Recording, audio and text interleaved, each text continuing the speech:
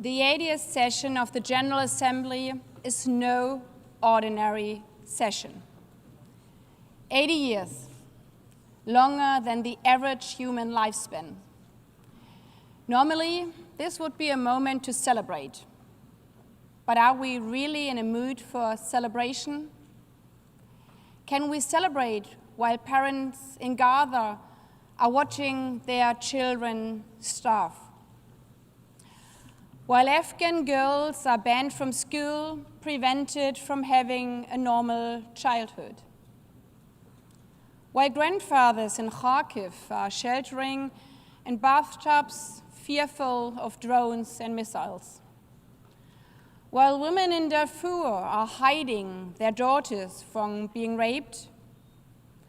While Pacific Islanders are watching seas rise and waves lapse against their home. And while 808 million people are still trapped in extreme poverty, worried about how to simply feed their family. Instead of celebrating, one might rather ask, where is the United Nations, which was created to save us from hell? Where is the United Nations as conflicts spread, as our planet burns, as human rights are trampled? Our answer must be clear. We are not giving up. We are here. We see you. Even when we face setbacks and frustrations.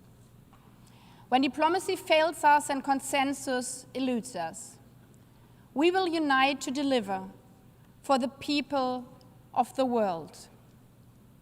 We will unite to defend the principles of this institution. If girls in Afghanistan or parents in Gaza can wake up in the darkest hours of life and push forward, then so can we. We owe it to them. But, dear Excellencies, we owe it also to ourselves. Because there is simply no alternative. The world needs the United Nations. In no way would we be better off without it. This remains the only organization capable of bringing together every country in the world. The only one capable of acting on a truly global scale. The only one with worldwide political legitimacy and moral authority. Yes, our world is in pain, indeed. But imagine how much more pain there would be without the United Nations. Just last year alone, without UNICEF, 26 million children would not have received an education. Without the World Food Programme, nearly 125 million people would have lacked life-saving food assistance.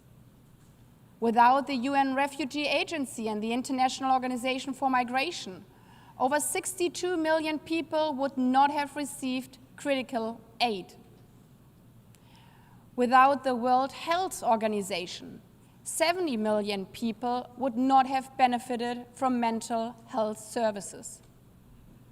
And without ICAO, almost 5 billion airplane passengers, including all of us, would not have arrived safely at our destination, not even here in New York. Even the biggest economies cannot handle everything all by themselves. It has been said, if the UN did not exist, we would have to invent it. Thankfully, we do not have to invent it. Our grandmothers and grandfathers did just that for us. Our job today, 80 years later, is to keep it alive, to strengthen it, and to make it fit for the 21st century. That is why, dear Excellencies, this is no ordinary session. This is a year to adapt, to evolve, and to build the United Nations we need for the next 80 years, for the lifetimes of our children. It is a moment to show 8 billion people around the world why this organization still matters, why they are right to look to the streaming blue flag of the United Nations as a source of hope.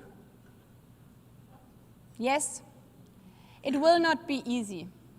It requires courage to stand up, courage to seize the processes already underway, processes with the power to reshape and reinvigorate this organization so that it's capable of realizing its core objectives, to deliver on peace, on security, on sustainable development, and human rights. That includes building on the successful adoption of the Pact for the Future and ensuring its implementation. It includes advancing the UN 80 reform agenda and ensuring that it's more than a cost-cutting exercise. Reform must be a means to increase effectiveness, not an end in itself. Throughout my candidacy and in bilateral meetings, one message came through consistently and clearly. The General Assembly must focus on its mandates, to deliver on its commitments. That means less procedure for its own sake and more deliver in substance. It includes selecting who will lead this, our organization, into the future.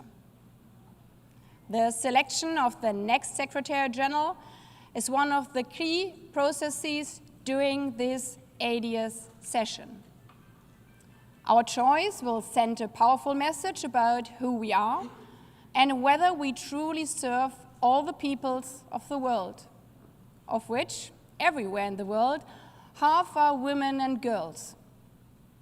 And to be frank, as Olli touched upon in the Pact for the Future, one might wonder how in 80 years, not one single woman out of 4 billion potential candidates has ever served as the Secretary General. As I said, this is not an ordinary session. We stand at a crossroad, a make or break moment.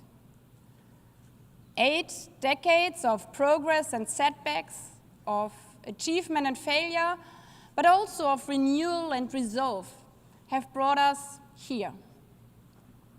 Now we need the will and ambition to turn promise into action, promise into practice, and commitments into measurable progress.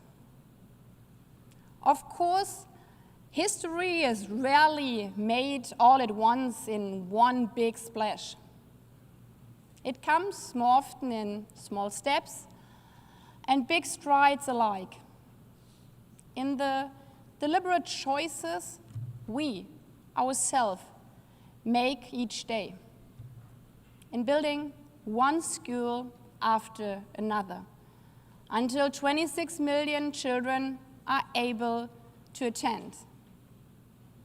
In handing out food packets to the hungry, until 125 million people are fed. In installing solar panels, one by one, until regions, entire regions, starved for power, are electrified. And yes, also in the very tiny steps, practical ones, we can take ourselves in this hall to speak less and act more. Excellencies, ladies and gentlemen, as I stand here today and open the 80th session, I commit to serving each of the 193 member states of this organization equally.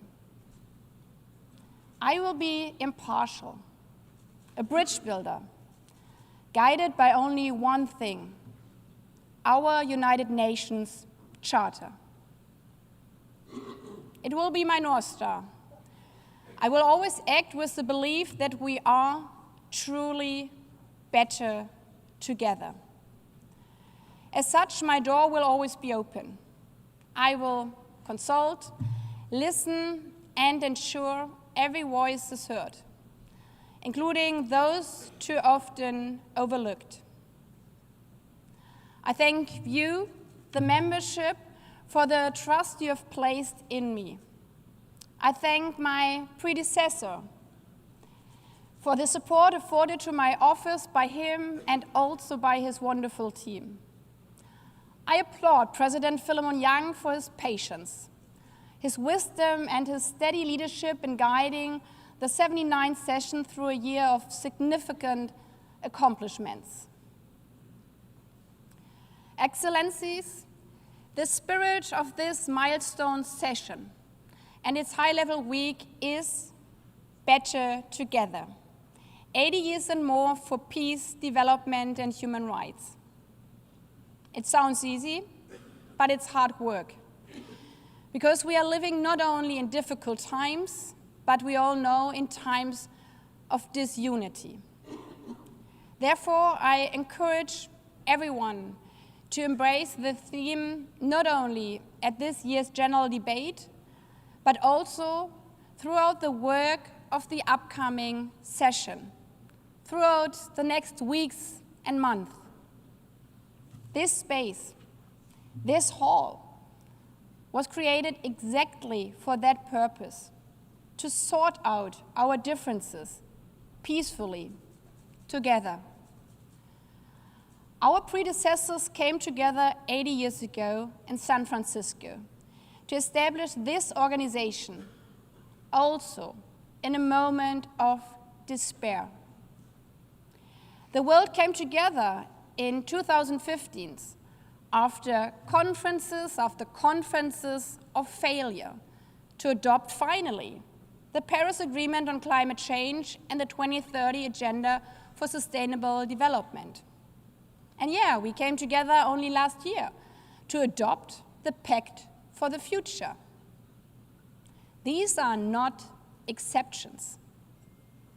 They reflect an understanding deep within us that to forge a better future, we must work together, be better together. Let us not relearn the hard lessons. Let us instead come together, especially in moments we would like to give up, to take the easy way out, to respond to those desperate calls from around our world. Let us come together to bring relief to the hungry children of Gaza, to give Afghan girls their future back, to deliver peace to the people of Ukraine, to provide safety to Sudanese women and girls, to save small island states from the climate catastrophe, and to deliver on the promise of ending poverty in all its forms. This 80th session is our chance to make it, not break it. To live up to the promises of the Charter for today, for tomorrow, and for the next 80 years, showing that we are indeed better together.